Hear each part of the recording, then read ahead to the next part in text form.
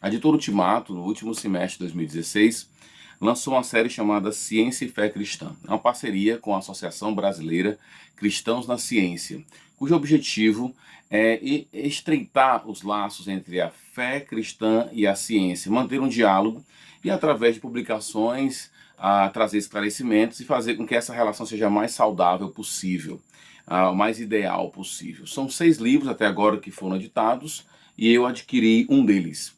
Eu queria compartilhar com você essa leitura porque, para mim, foi de grande edificação e eu queria compartilhar com você aquilo que tem feito bem para mim. Seria legal também estar compartilhando com outros.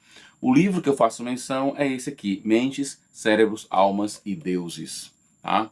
Um livro de um escritor chamado Malcolm Jeeves, que é professor emérito de St. Andrews, na Escócia, é diretor geral de uma revista chamada Neuropsicologia e tem um currículo vasto, basta você dar uma pesquisada no Google, você vai ver o quão respeitado é esse autor. O objetivo do Jeeves nessa obra, basicamente, é trazer ao público mais leigo, amplo, geral, um conhecimento que muitas vezes está restrito a simpósios, a literatura e periódicos mais específicos e técnicos.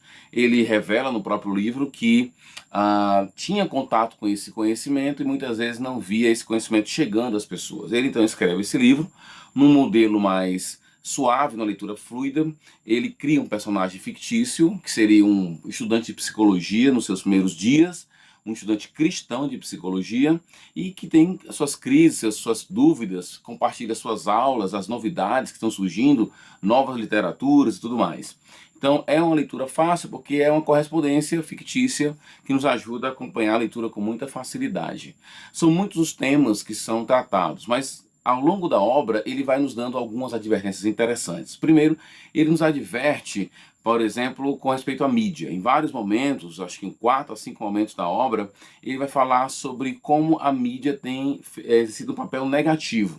Eu diria o seguinte, lendo esse livro, somente esse livro, eu diria que Jeeves tem uma visão bem negativa e cética com respeito à questão de como a neurociência tem sido tratada pela mídia de forma geral.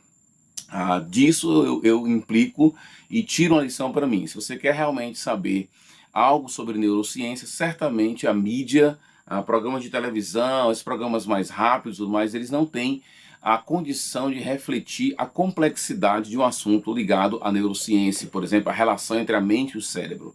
Geralmente, essa complexidade é evitada trazendo soluções mais rápidas pela mídia. Ele também nos alerta com respeito à linguagem que os psicólogos utilizam e também os cristãos. É a linguagem bíblica, vamos colocar assim. O que o Jeeves nos alerta é o seguinte, muitas vezes a Bíblia usa uma palavra que a psicologia também utiliza o mesmo verbete, o mesmo vocábulo, com sentidos distintos. Por exemplo, a palavra mente. O que a psicologia fala sobre mente não é o mesmo que a Bíblia fala sobre mente. Esse alerta é importante porque evita confusão. O vocábulo sendo o mesmo pode trazer algum tipo de complicação.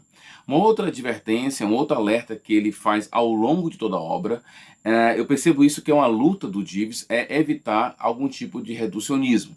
Por exemplo, ele trabalha muito a questão da mente e do cérebro, a relação, por exemplo, entre o comportamento e o cérebro, entre as relações sociais e o cérebro. E ele vai mostrar que há uma correlação entre a mente e o cérebro. Contudo, nem sempre você consegue com facilidade encontrar a causa. Então ele luta nessa obra para tentar evitar qualquer tipo de reducionismo, fazendo, por exemplo, do cérebro a única leitura possível de um comportamento, fazendo reducionismo cerebral, dizendo que, por exemplo, a pessoa tem certo comportamento porque o seu cérebro assim determina. O determinismo cerebral, ou sociológico ou psicológico, é completamente combatido nessa obra de Jeeves. A visão que Jeeves defende nessa obra é a unidade psicobiológica, ou também chamada de monismo de aspecto dual. A ideia de que o homem é um todo, só que ele deve ser, digamos assim, abordado na sua complexidade. No fato de que o homem não é somente um ser biológico, também ele é um ser psicológico, ele é um ser social. E ele percebe então que o homem é uma unidade que deve ser tratado nessa complexidade. Ele vai dizer o seguinte aqui na página 47, eu acho que vale a pena citar. Ele diz assim: não podemos reduzir o mental ao físico. no mesmo grau em que não podemos, olha a palavra, reduzir, né, o físico ao mental. Novamente, essa luta do Malcolm Divers de tentar evitar cair nesse reducionismo. Por exemplo, essa é uma obra que alguém pode perguntar assim, poxa, por que eu vou ler uma obra dessa? Bem, existem várias razões para ler. Uma delas é que ela te auxilia nessa questão que tem sido muito debatida entre as pessoas, por exemplo, como a questão do transgênero. Ele não trabalha no livro diretamente com isso, nem sequer cita sobre isso. Você pode procurar no índice remissivo, você não vai encontrar a palavra. Mas, ao entender essa relação complexa entre mente e cérebro, o físico e a mente, você percebe que essa ideia de que alguém nasce com o corpo de um sexo e a sua mente, o seu cérebro é de outro sexo, essa é uma visão simplória, simplista da questão. É muito complexo para se reduzir a isso. Então, embora ele não trate disso diretamente, ele te ajuda e te auxilia muito nessa questão. Uma outra razão para você ler o livro é que isso te ajuda a entender um pouco como anda a psicologia hoje e quais são os desafios para a psicologia no futuro. Há muitos cristãos que têm uma resistência muito grande ao estudo da psicologia. O Divers fala um pouco sobre isso, fala da relação de psicologia com aconselhamento. Ele reconhece que existem muitas pessoas e muitas linhas de aconselhamento, por exemplo, que são bem resistentes à psicologia. Ele, por outro lado, não acredita que exista uma psicologia cristã. Como também não deve existir uma química e uma física cristã, uma matemática cristã, também não deve haver uma psicologia cristã. Mas eu acredito que esse é um livro que pode te ajudar a te introduzir nessas temáticas. Como eu disse, ele é um livro que tem durante a leitura você vai percebendo que ele vai te dar uma noção bibliográfica muito interessante. Ele é um livro atual, de 2013, e originalmente foi lançado em 2013, a Ultimato lançou em 2016.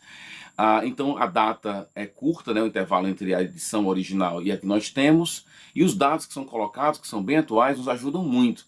Além do que no final do livro você conta com uma leitura complementar. O que é isso? Ele traz, durante os capítulos, os tópicos estão sendo trabalhados, ele vai jogando bibliografia lá. E nós sabemos, quem trabalha com pesquisa, quem trabalha com estudo, sabe que uma boa bibliografia, uma referência bibliográfica enxuta, cheia de peso, tem um valor muito grande. Então, você pode começar a ler o livro simplesmente para ser introduzido a esses temas, que eu acredito que são bem atuais. E à medida que você quer se aprofundar, ele também te dá esse suporte no final do livro. Então, é um livro que vale a pena, sim, a se obter. De forma geral, o livro, para mim, é bem positivo. É um livro bonito, bem acabado, em termos do material, a parte física do livro, a fonte bem escolhida. Tem notas finais, o que simplesmente eu odeio, né, em livros, mas você pode ler o livro sem nenhum problema, porque as notas finais são basicamente referências bibliográficas, você não precisa ficar indo e voltando.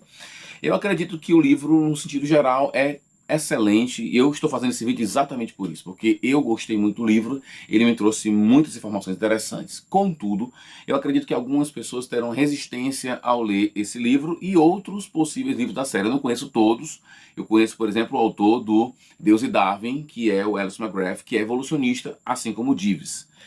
E eu acredito que alguns evangélicos têm problema com o evolucionismo. Para muitos, o evolucionismo não tem como, digamos assim, o evolucionismo e cristianismo, eles se anulam. Para muitas pessoas não tem como conviver com o evolucionista. O evolucionista está fora do círculo cristão. Bem, se você tem essa perspectiva, eu diria o seguinte: eu indicaria para você fazer a leitura de um artigo que foi dividido em 6 partes no site da Associação Brasileira Cristãos na Ciência. Ela publicou esse artigo do Timothy Keller, que é um escritor muito conhecido do público brasileiro, tanto pelas suas obras literárias, como pelo seu projeto nos Estados Unidos com o The Gospel Coalition, quanto a sua associação com pessoas como Carson Piper. Ele é evolucionista. Nesses artigos, o Timothy Keller faz uma diferença entre a grande teoria da evolução, que tenta explicar o ser humano em sua totalidade somente pela questão da evolução, e o que ele chama de processos biológicos evolutivos. Ele diria o seguinte: reconhecer que o homem surgiu por meio de um processo biológico evolutivo não é o mesmo que aceitar a grande teoria da evolução como aquela que explica tudo do ser humano e tudo da existência. Então é uma série de artigos, na verdade eu acho que é um artigo só dividido em 6 partes, que poderá te ajudar. Não quer dizer que você vai ser um evolucionista, mas pelo menos você vai entender que existem cristãos sérios que, como Malcolm Jeeves, como Alice McGrath e como o próprio Timothy Keller, que adotam a teoria da evolução, mas não no seu sentido geral, não abordam e não tomam tudo da teoria da evolução. E ainda outros, como Timothy Keller também, reconhecem a historicidade de Adão e Eva, por exemplo, mesmo reconhecendo que o homem veio através de um processo evolutivo, evidentemente por meio de uma ação de Deus, foi a forma como Deus resolveu criar. Alguns, inclusive, chamam essa visão de criacionismo evolucional, seja qual for o nome que você queira dar. Algumas pessoas têm muita dificuldade em entender que o cristão, alguns círculos cristãos têm dificuldade em entender que o cristão pode adotar, entender que o homem surgiu através de um processo biológico evolutivo, ok? Eu, particularmente, não tenho essa visão. Não tenho essa visão por um motivo simples. Eu ainda não estudei o suficiente, principalmente a parte científica, e eu não vi ainda quais seriam as implicações com respeito a verdades fundamentais da teologia cristã, como se adotar essa visão de alguma maneira ia, por exemplo, eu teria que sacrificar o texto sagrado, sacrificar uma verdade teológica clara, ou ter que sacrificar uma perspectiva filosófica. Então, eu não tenho todas as implicações, ou pelo menos boa parte das implicações, muito conscientemente. Por isso que eu não chego a nenhuma conclusão ainda. Eu acredito que para você chegar a uma conclusão, é importante que você estude bastante antes de ser, digamos assim, arbitrário em dizer que crê em alguma coisa ou ter que condenar alguém por alguma visão. Então eu diria o seguinte: se você não adota a visão evolucionista como eu não adoto, isso não quer dizer que cristãos sérios não podem adotar essa perspectiva, ok? E o Jeeves é um deles. Eu acredito que tendo essa mente mais aberta, você vai poder se apropriar um pouco mais dessa obra que eu, digamos assim, indico com muita paixão, com muita vontade mesmo, porque foi um livro que realmente eu gostei bastante, ok? Então fica a minha dica aí para vocês, essa mini resenha para vocês, beleza? Valeu, até a próxima.